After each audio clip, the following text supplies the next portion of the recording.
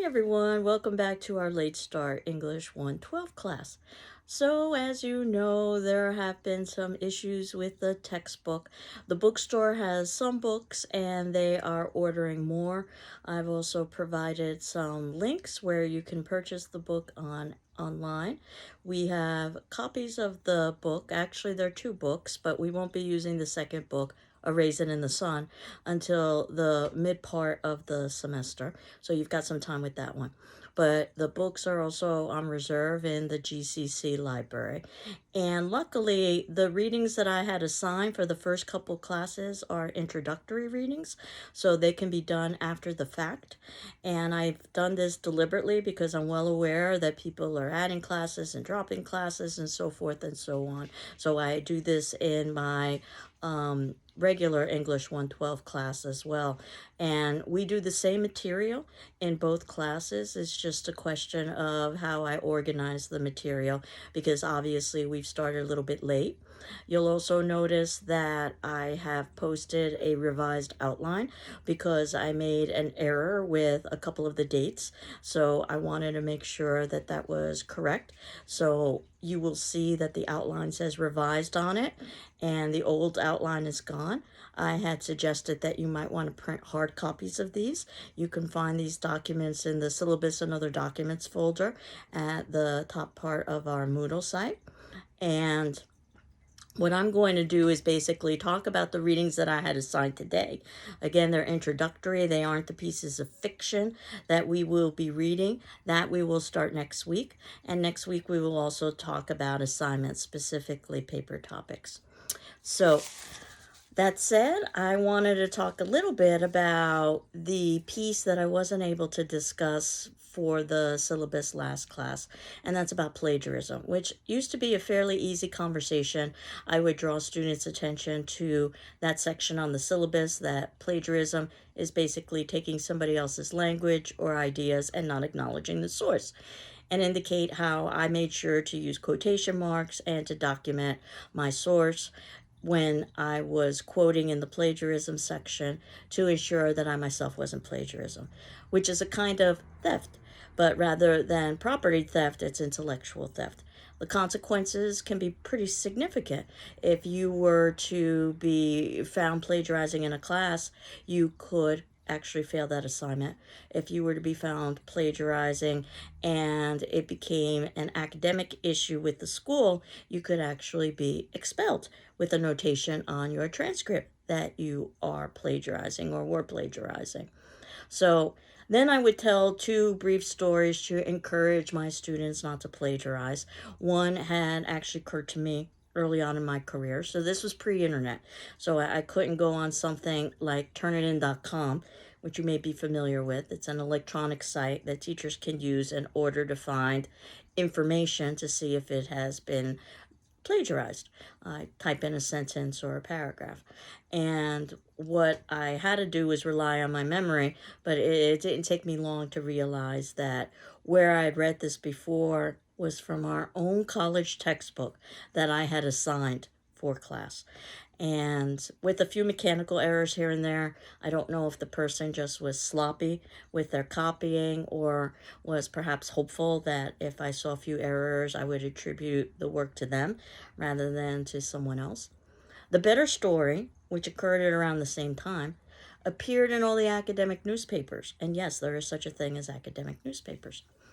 And basically, it was a middle-aged professor, that point is important, who's reading a set of papers and he realizes something looks familiar. And again, he can't go online to do a database search. He ultimately realizes that he hadn't read this piece before. He had written it before. It was one of his old college papers. And it had something to do with the fraternity that was recycling old papers, but somehow, some way, this professor's student got a hold of the actual professor's work from decades earlier. So not only was the student plagiarized, but now the student is all over the media because of the absurdity of the entire situation of handing in one of his professor's own works. And Then I would talk about how I wanted to focus on critical reading and critical writing. So my assignments are not research papers. I'm asking you to rely on your own thoughts and interpretations. And you have the option of rewriting the first paper, so that hopefully alleviated a little bit of the anxiety and stress about grades. Well, everything has changed, of course, because of artificial intelligence. And my concerns are multiple, but my plea to you, so to speak, is not to use artificial intelligence, at least in this class. And let me explain some of the reasons why I have concerns. The first, it's just the broader concern of creating technology without thinking about its possible consequences and then not being able to control it. If you've ever seen Jurassic Park, or if you've ever seen something like The Terminator, you know exactly what I'm talking about. But if not, this is an old story. This goes all the way back to Frankenstein. My second concern is the speed at which it is developing. The changes are occurring literally over days and weeks rather than months and years. The implications of that for our society from a sociological perspective, from an economic perspective, I think are completely unknown. And we should have caution because entire industries could be wiped out. My third caution about artificial intelligence is that it's not always correct, and it tends to do something that what experts are calling is hallucinate. Personally, I call it lying, but regardless, it's giving out incorrect information. And according to the experts, it's not about a problem in the algorithm, that this is happening deliberately. Now, if there is a deliberate intent, then that means there's a certain level of self-awareness and sentience, which is a whole other issue that I have with artificial intelligence. But nevertheless, regardless, and one of my favorite stories is an attorney who used artificial intelligence to write one of his legal briefs, and he asked it point blank if the information he was getting was valid and accurate, and he was told by the artificial intelligence, I believe it was ChatGPT, but there are multiple options out there, that yes, that these were cited court cases, and he was even provided with the journals. Well, the attorney presented this to the court, and the court actually reviewed the information and found that none of these cases existed. The ChatGPT had, well, for lack of a better word, hallucinated. So obviously the attorney is in quite a bit of professional trouble. An attorney who basically relied on ChatGPT merely because he was trying to save some time and energy. He'd been in the profession for a couple of decades. So that's yet another reason. And then perhaps lastly, I'll get off my soapbox soon, is that if you're in a class for an introduction to literature experience, I would suggest that you're here to read and write and learn about literature yourself, rather than rely on a machine to do that for you. So again, I've incorporated elements in the class such as revisions, so that if it turns out after you hand in your first assignment, you are not content with your grade, you can rewrite it for a higher grade. I just ask that you hand in the original with my graded comments on it, along with your revision, so I can compare and contrast, and you would get the grade of the higher of the two, which should be the revision. And ultimately, this is the way professional authors write. They go through revision process. You probably wouldn't have time to rewrite the second paper. The first paper is due at the midpoint of the semester, deliberately so, and the second paper is due at the end point of the semester. However, I have rolling deadlines for both papers, which I'll talk about in greater depth next class. So what that means is that I've given you a date by which you should hand in the paper. And if you haven't handed it in by that point, of course, we can talk and I can give you an extension, but I'm a little bit concerned if you haven't handed in a paper by the midpoint of the semester. The reality is that as soon as you are inspired to write a paper, I encourage you to do so and to submit it in to me. So basically, you've got a rolling deadline. And if you are able to hand in your second paper early enough, we may be able to negotiate so you could do a revision on that. It would depend on dates and timelines and so forth. So the second paper revision is not guaranteed, but the first paper revision is. And the revision would be due at the ending of the semester, but the sooner the better for everybody involved. So hopefully all of that will encourage you to avoid the temptation of something like plagiarism or ChatGPT or whatever else might be coming down the road for us. So that's my little soapbox speech. Next class, I'll talk more about papers and paper topics, but we're still in the introductory part of this class, so I wanted everybody to kind of settle in.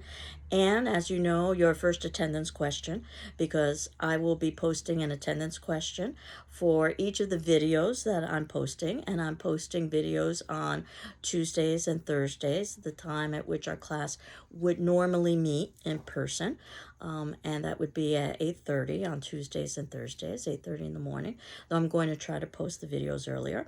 The videos would be discussing what I would discuss in class, much like you're listening to now. And then at the bottom of the video, you'll see I have some notes. Those are the notes that I would have put on the whiteboard if we were meeting as a class. So basically, they are literally my class notes, a summary of what the video discusses.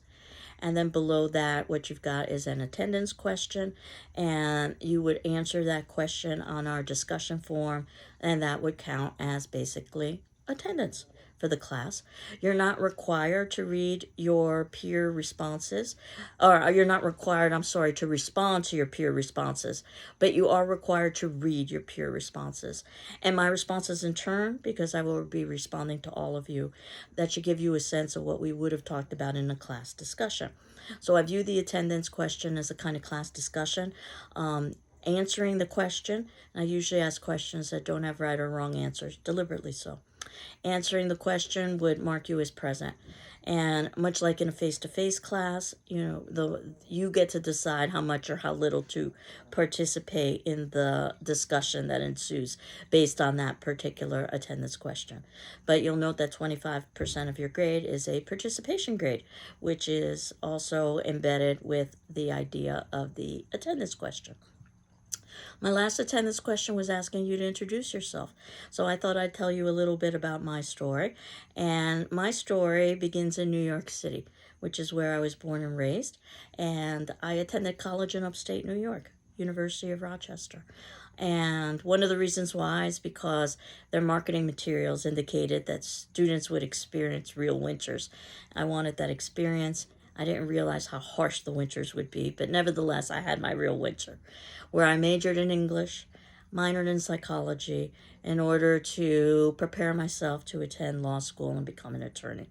But obviously, my career goals changed, as they do for many people over college. That's something that's usually expected.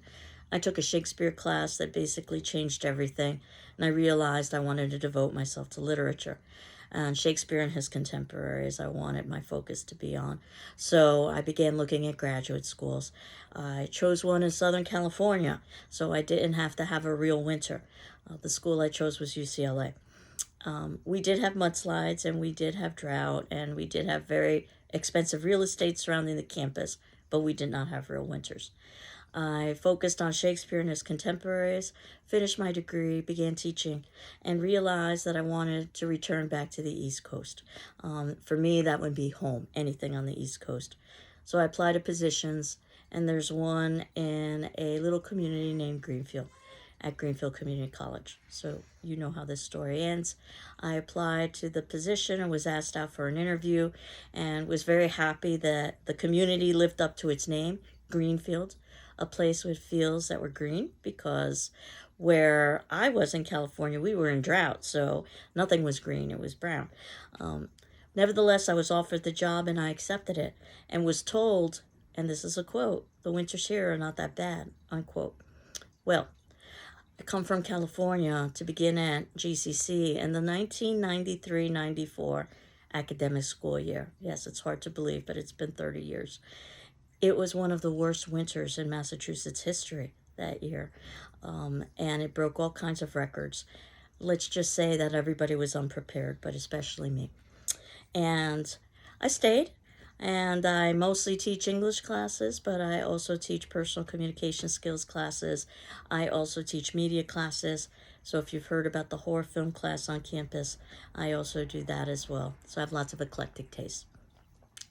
So that's pretty much my introduction. And what I had scheduled for today, knowing very well that students might not necessarily have been able to do the reading that I had scheduled for today because of textbook challenges. And this was even before the issue with the bookstore, where the sections Reading Imaginative Literature, that's on page 1 to 7 of the edition that I had ordered for our class, but you can use any edition, an earlier one or a later one. Just note that your page numbers will probably be different, but you can find the material by going through the index. Critical Strategies for Reading, and that's on page 1641 to 1662, at least from the 11th edition.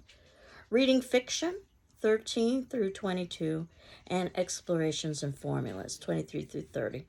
So I just wanted to tell you a little bit about these pieces, and then if it turns out that you weren't able to do the reading, you can do them after the fact. The reality is that these pieces are introductory and they are not the actual fiction themselves. We are going to start reading the fiction next week.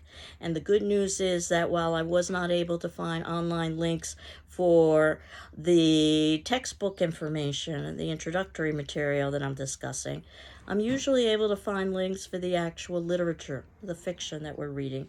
And when that occurs, I will provide that to you. So, as you will see, that reading imaginative literature basically gives us a definition of literature, though it's not an easy definition at all. And basically what we're trying to do is to figure out that literature is more than, at least the kind of literature we study in an English class, is more than just the written word, which is usually the definition for literature. So in that instance, I could ask for a piece of literature about a classroom, or I could ask for a piece of literature about let's say, an appliance for a kitchen. And basically, I'm looking for an instruction manual that gives information, and I read it for that information and understanding content. Once I've understood that content, there really isn't any reason for me to reread it again. That's very different from the kind of literature that we talk about, which is creative, that involves a certain level of storytelling. And that also has a certain level of complexity to it. This gets to judgments that we can make about good and bad literature, though I hesitate to use those words because good and bad are perhaps too simplistic, and they also are subjective. But the reading had talked about something called the canon, Canon, and those are the works deemed to be worth literary analysis and study in a classroom by scholars and critics. The idea is that scholars and critics have a certain level of expertise because they've studied this. So they've determined that certain works have a certain level of complexity and depth and creativity that would be worth academic study. And the difficulty is that scholars and critics can have biases just like anybody else. And the early scholars and critics usually were from a very small demographic group, usually male, usually Caucasian, usually Christian, usually middle-aged, usually heterosexual. You get the idea. And they oftentimes selected works from the past. So the idea is that they were selecting works that basically reflected their experiences.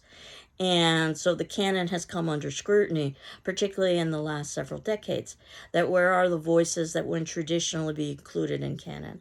Things like female, or things like differing sexual orientations, or if nothing else, more contemporary works. That yes, older works have stood the test of time, which is sometimes a criteria for canon, but where are the works that are addressing our current issues? Though, of course, a good piece of literature talks about timeless and universal themes. So the canon has been expanded, but that's led also to questions of should we delete some elements of the canon, or should we just continue to expand the canon and consider the fact that the reading is going to increase perhaps exponentially, which is an impossibility. So usually there's a balance between the two. And we're going to be spending time talking about canon over the entire semester and how do we evaluate literature. One of the things that I think is interesting is how subjective this is. In those early set of readings, it mentioned a piece of literature you're probably familiar with, Moby Dick. Again, one of those pieces that's canonical, considered by scholars and critics to be worth academic study. There's actually a very high likelihood that while you've heard of it, you haven't read it. That said, when Moby Dick first came out, it wasn't considered to be canonical. It was considered to be basically a science book on the study of whales. And that's where it was filed in libraries. It was only after the fact, years later, that it was rediscovered as a piece that had great imagery and metaphor, and that it really was a great piece of literature, just to illustrate how the canon can be very subjective and can change over time as well. So, the section on critical strategies for reading talks a little bit about those scholars and critics. And those scholars and critics have basically made a profession out of reading literature, much like you can make a profession out of law or a profession out of medicine. So, what they've done is that they've come up with a different specializations, much like law and medicine has, in order to study literature. Again, this is pretty dry and also pretty complex, so I'm going to simplify for you, and then you can do the reading after the fact. You might notice in the notes below, under Reading Imaginative Literature, that I have a link to an article, Your Brain on Fiction, that appeared in the New York Times. And I encourage you to read that article. I'll briefly summarize it for you. Basically, it was a study done using MRI scans of what happens when readers read. So the MRI scans were done of their brains.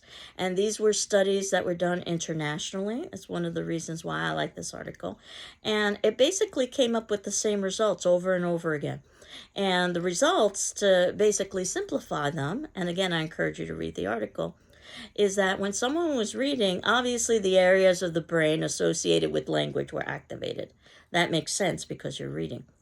However, the areas of the brain that would be associated with what you were reading about would also be activated.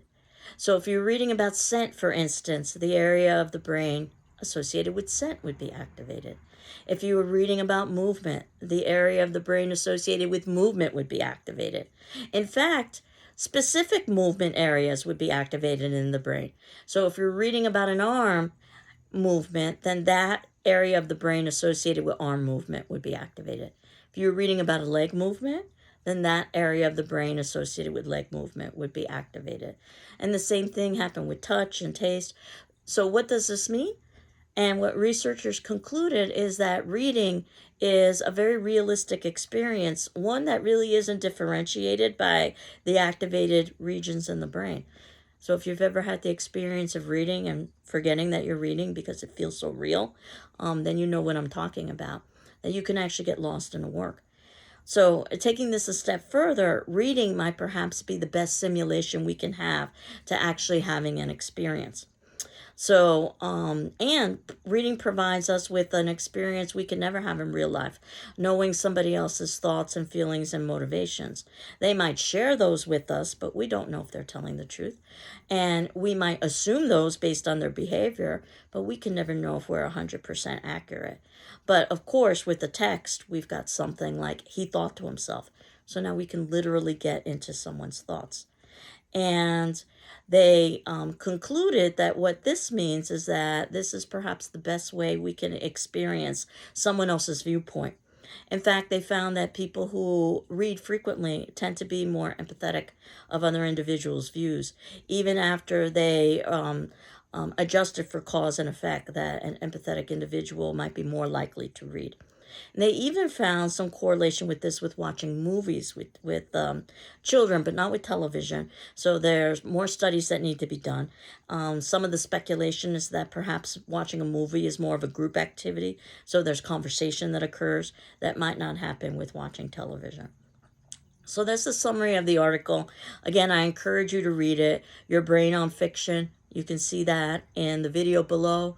In the second section, I've included the link, so that's something that you can all access.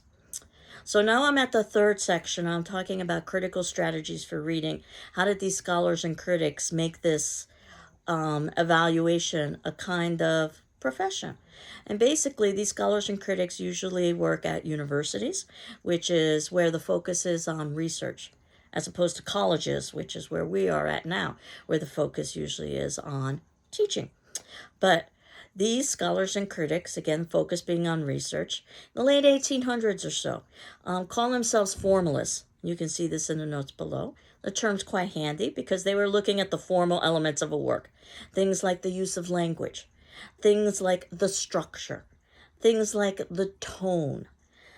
So this was the way to read literature, and you needed to have some literary background in order to be able to do this, until about the 1940s or the 1960s. And then a new group came out, and they were reading literature slightly differently and choosing canon based on their readings slightly differently. They call themselves the New Critics because that's what they were, New Critics. Though I think the term is a bit unfortunate because it's now dated. They're no longer new, after all, these critics. This was the 1940s to 60s. But at the time they were new, that you didn't need to have any kind of literary background, that as long as you engaged in the close reading of a text, you could look at things like diction or the use of language, or irony, that which is unexpected with a twist. Something like a firehouse burning down is something that you wouldn't expect. Or paradox, two seemingly contradictory terms. Or symbolism, something that represents something else. Usually it's something that is concrete that's supposed to represent something that's not concrete. For instance, the concrete flag, something you can touch and feel, represents the feeling of patriotism, something that you can't necessarily touch and feel. Or a metaphor, showing the connection between two things without using like or as. If you use like or as, that's a simile. Or even just talking about plot. Plot is probably the least important thing. It's what I call the junior high school book report, that you are proving that you have read the text. But plot is the first thing you need to come up with, because if you don't have plot, you can't do any of the other things, like thinking about the characters or the narration, who's telling the story, and how would it change if somebody else was telling the story. Much like in real life, when you get information from someone, you evaluate not just the information you're being given, but who's giving you that information, and whether you can trust that person. And if you were given that information by somebody else, how would your perception change? So this was very popular because that meant anybody could study literature. You could be 7 years old or 70 years old or someplace in between, as long as you knew how to read. So this was embraced by school systems. We were probably all schooled in the new critical approach to begin analyzing now. Though obviously somebody in the second grade is going to be analyzing not quite as in a sophisticated way as somebody, let's say, in their first year in college. And then there were lots of critics who branched off from this. It was a difficult time in the profession where jobs were becoming increasingly scarce, so I think that perhaps might have been a motivation to branch off. Biographical critics looked at the biography of the author and talked about how it was central to know the author's biography, let's say Shakespeare's life, before reading his works. That makes sense. But it's also limiting because it means that first you need to know about an author's biography before you can read the work. And it also can be misleading. Just because an author has a life experience, that doesn't mean that they are reflecting it in their work. And it can also be incorrect. The biography we have of the author may not be correct. But it does make a certain level of sense. Psychological critics looked at just that, psychology. Whether it be the psychology of the author, and they were applying psychological principles to the author of the text, or to the characters themselves within the text, using them as kind of case studies, or perhaps to the reader, and that the reader responds to a text in a particular way because of their psychological bent or their psychological issue. If you've studied psychology, you know there's some famous psychologists. Freud is probably the most famous, the father of psychology, who's fallen out of favor because most of his theories centered around sex, and not necessarily everything is related to sex. But if you were Freudian, you would read from that lens. You would look for sexual references, obvious and not obvious.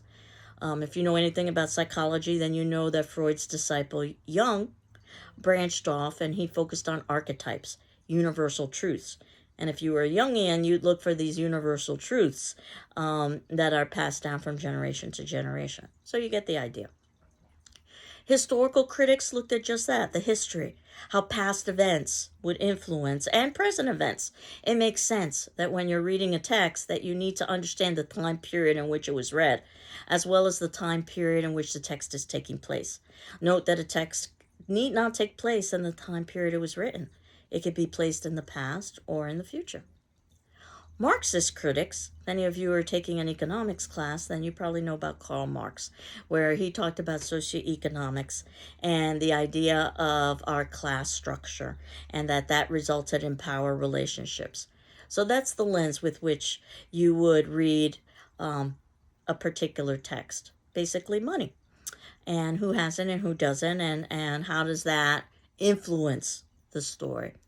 New historicist critics weren't just looking at the traditional history of things like dates and places and politics, but they were looking at culture. Things like the food people ate, the clothes they wear, the music they listen to, in order to truly understand who they are. And culture, in the broadest sense of the word, is any kind of group membership. So basically, we're talking about probably 3 or more people. 2 people, I guess, technically is a pair, not a group. And there are certain behaviors that have a predictive element in that group. There are certain beliefs that you can predict with that group, certain attitudes you can predict with that group, and certain values. Not that everybody in the group is the same. You don't want to stereotype and assume everyone is the same. But the idea is that you understand what people valued for entertainment and pleasure and what they valued in terms of their identity, and reading a text from that perspective. Gender critics looked at just that, gender, whether they wanted to be feminist critics and they looked at the female, perhaps they looked at the male in text or the non-binary. Mythological critics looked at mythology, these universal stories that tend to be told over and over again. For instance, every culture has a creation myth. The myths are different, or the details are different, but the overarching theme about creation is the same. What does that say about us as humans, that we all have a story about creation or resurrection? Reader response critics. This one is very popular with readers because they were focusing on the reader, not the writer. All of these theories have henceforth focused on the writer and the writer's intent. How about the reader's response? Not just one reader's response, but a group of readers. And if a group of readers could come up with evidence for a particular reading and there's consensus within them, then that has perhaps even more validity than what the author intended. Deconstructionist critics comes from the term deconstruction, to take apart. That basically what you do is you take apart a text and you look for contradiction. And that all text has contradiction. And that means that because there's contradiction, there is no definitive meaning. And because there is no definitive meaning, there is no meaning at all. It actually comes from a philosophical theory. Notice how interdisciplinary some of these things are. And for a while, it was quite faddish to be a deconstructionist in the 1980s and the 1990s. Less so now, in part because it's not necessarily, I suppose, the most inspiring thing to continue to come to the conclusion that there is no meaning. And then secondly, because there was an embedded assumption that there is meaning in the argument that says there is no meaning. It's a little bit of a tongue twister here, but if you think about it, that kind of circular argument. So that became a little bit less interesting. I tell you all of this not so that you choose a particular way to read. So you decide that you're a psychological critic and you're going to read everything from a psychological perspective. Instead, know that these are different ways that you could read pieces of literature as a semester progresses. Let the literature determine for you the perspective or perspectives which you want to utilize to read that literature.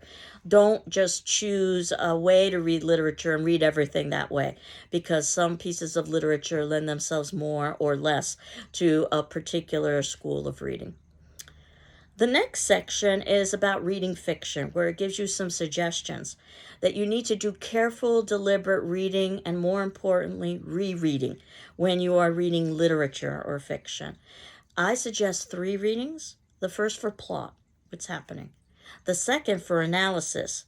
And then the third to remind yourself what it was you read before you write about it or you talk about it in a class. Though I understand that life isn't always ideal. Sometimes you don't have the chance to reread 3 times. Sometimes you're quite fortunate if you have the chance to read once. But certainly each time you reread these pieces of literature, you will find new depth and detail and nuance. That personally is my informal definition of what literature is something that can be reread and it brings forth new meaning. Again, you wouldn't need to reread the newspaper article or the refrigerator instruction manual. Once you understood the content, you're done. But I would suggest that you could continue to read a Shakespeare play. In fact, people have done it for hundreds of years and still find new meaning, even after hundreds of years. It talks about the importance of not just reading but writing, taking notes when you are reading. That also is something you probably don't need to do when you are not reading a piece of literature. But when you are reading a literature, you want to really read for the details. You notice many textbooks come with large white margins on the edges. That's for you to include your notes. You're actually paying for that because those white margins require additional paper. And obviously you're paying for the paper when you're buying a hardcover or a softcover book. But you don't need to take those notes in the book. You can journal. You can take those notes on a separate sheet of paper or on a computer screen. And what's lovely about the notes is that you aren't writing for anybody but yourself. So you don't have to worry about grammar or mechanics. This is a place where you can write down your thoughts, your ideas, your questions. There are even questions at the ending of the pieces of many of these stories that we are going to be reading over the course of the semester, and many of the poems we will be reading over the course of the semester. And those questions at the ending of the textbook are hints, or at the ending of the piece, I should say, in the textbook, are hints or clues about what may or may not be important. This will give you an idea how to read. Some students even tell me they like to read the questions ahead of time before they begin reading so they know what to read, what to look for when they're reading. Other students say they prefer no spoilers and they would prefer to read the text first and then the questions after the fact. The questions might also give you a sense of some of the things I'll be talking about in my videos. And basically, the best way to do well in this class is to watch all these videos because I'm going to be commenting on the text. Answer all of the attendance questions. This is your opportunity to participate with these videos. Read all of your classmates' responses because you are going to learn from each other. And then ultimately to submit in 2 papers and a final exam. And the final exam, as I had indicated earlier, is open book, open notes. It is not a test of memorization. It's a test of understanding. Your first paper is going to be about short story because that's what we are focusing on for the first half of the first third of the semester. Your second paper, which is due at the ending of the semester, will be about drama because that's what we will be focusing on for the second half of the semester. There won't be time for a third paper, but there will be time for a final exam, which will be mostly focused on poetry, which is what we will be talking about for the last part of the semester, with a couple of brief questions on short story and drama, just so that we can round out the semester.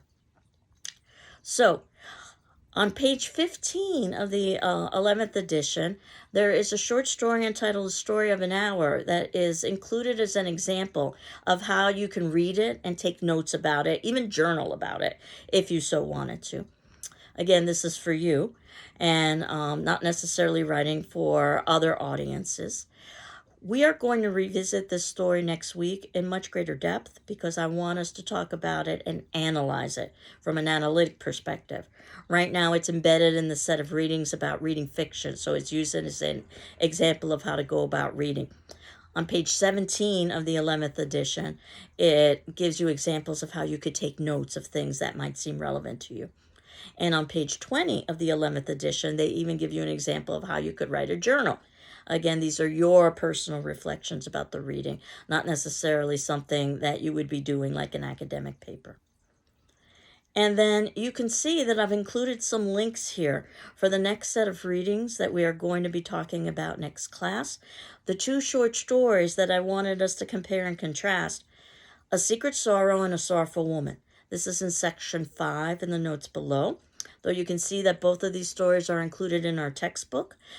Pages 31 to 38 for A Secret Sorrow, pages 39 to 43 for A Sorrowful Woman. And in fact, the first, A Secret Sorrow, is technically not a short story. We're reading a chapter from a novel. And they talk a little bit about explorations and formulas here. And it's about the difference between formulaic literature, literature that's written primarily for entertainment and profit. Not that there's anything wrong with entertainment or profit, but it probably doesn't have a lot of depth or complexity or creativity, and it's probably not making a social statement. And comparing that to the literature that's part of the canon, those works that are considered by scholars and critics worthy of study. Those works that, yes, they may be written for entertainment. Shakespeare wrote for the masses. He was the TV of the day. And yes, they might have been written for profit. Shakespeare made money. He made a career off of doing this. But they also are unique and creative, and they also have social statements. So they aren't necessarily written in a simplistic way. So the best way to illustrate that is by giving two examples.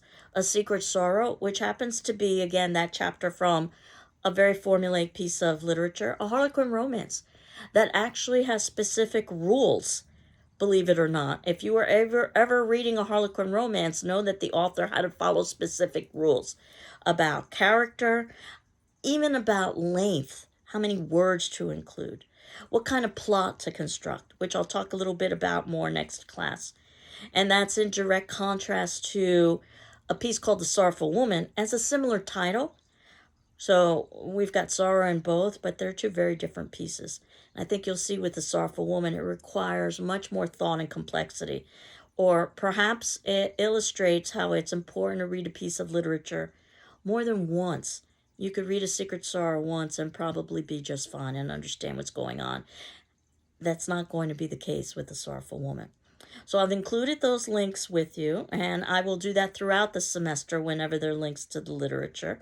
Again, if you didn't have a chance to do the reading for today, please don't panic. I always assume that at the beginning of the semester. But I've given you a general overview of what the reading was about, so you can go back and reread and see that you've got a sense of what those readings were scheduled for today. And next class, we can begin talking about the actual literature itself. So what's left is an attendance question. And your attendance question on the class discussion forum is, what do you think makes a piece of literature worthy of being included in the canon, and why? And there is no right or wrong answer here. It's just something for you to kind of contemplate. What makes something worthy of academic study? And I've included a couple of pictures here that I think might be relevant. The first is about banned books, and I think it speaks for itself. Oftentimes books are banned because they are seen as dangerous in one way or another, not necessarily because they don't have quality. In fact, sometimes the opposite. Sometimes they have great quality associated with them. And then secondly, a note on my door that as you binge watch your 13th entire series or read a book or sleep to music, remember that in the darkest days, this is in reference to the early days of COVID in March 2020, when everything stopped, you turned to artists, just illustrating the importance of reading and music and the arts in general. So I wanted to leave that with you as something to contemplate. So again, your attendance question, you have 48 hours from the posting of this video. So this would be Thursday. I'm going to try to post it a little bit earlier than that. So you've got up until Saturday. And of course, if you need additional time, you can always ask me for additional time. But this would be Saturday the 23rd. Again, you don't need to respond to your peers, but you do need to read your peer responses of what do you think makes a piece of literature worthy of being included in the canon and why. And certainly if you've got any questions, especially because we're a late start class and especially because there's been an instructor change, which has resulted in some textbook shortages, please let me know. I hope you're doing well. I'm doing well. and we will continue on next class talking about literature and also paper topics as well. Take care. Bye-bye.